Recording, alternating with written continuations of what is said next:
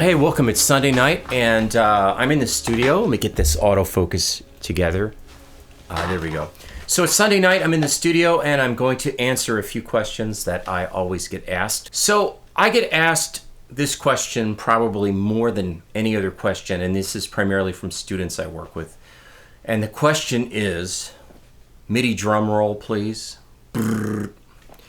The question is, what sample libraries should I have? And I turn that question around, and I always say to students, what are you writing in terms of music? What style of music? What are you writing it for? And how good are you at actually writing and composing music? That's a big question. How much music can you write? Do you have the skill level so that you can write for strings? Do you understand how an orchestra works? Not that you have to have an academic understanding of it, but there are things that you actually do need to know just intuitively that you learn over time. So I'll kind of backtrack on that a little bit by saying, instead of spending all of your money on sample libraries, buy only what you need and understand that it's not the sample library that's going to make you a great composer.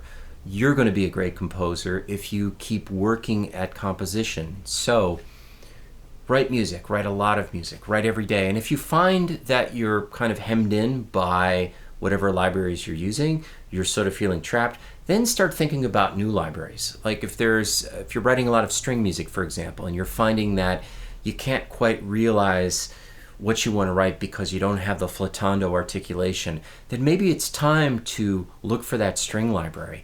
Maybe it's time to start going online and listening to lots of demos of different composers who are using these sample libraries in their own work. So no one library is going to solve all of your compositional problems. I just said that on a podcast I was on this week. The Soundtrack Academy, Johnny was kind enough to interview me, and it was great to be on his podcast. And we talked a lot about workflow and process and all this stuff. And I always find that the question I have to ask myself when I'm in the market to buy libraries, because I have all of the libraries that I need. I also use a lot of real instrumentation when I work. But on this current film I'm working on, I'm actually finding that I'm hitting a bit of a wall in terms of my sketch writing.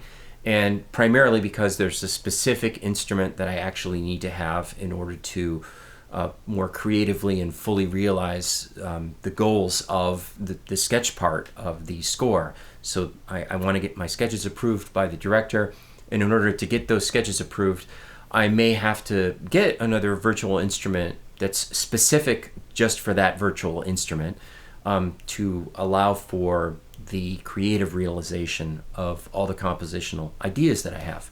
So I know I'm being very verbose about this, but really what I'm saying to you is wait. Write a lot of music, and when you find yourself hitting the wall in terms of orchestration or in terms of sounds, then start thinking about libraries and start thinking about virtual instruments. Honestly, if I were to go through all of my virtual instruments, libraries that I use, I'd be here all night.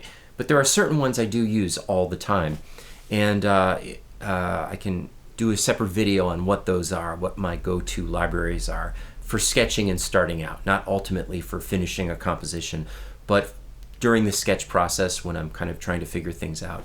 There's a certain set of libraries I'll grab, and that of course is driven by what the needs of the score are and what the particular desire of the director is in terms of styles of music, etc. So please, you can watch some of the other videos on the channel where I go into some of the other libraries that I use in some detail, but I'll be following this up with more libraries and more videos on libraries and how I use those libraries.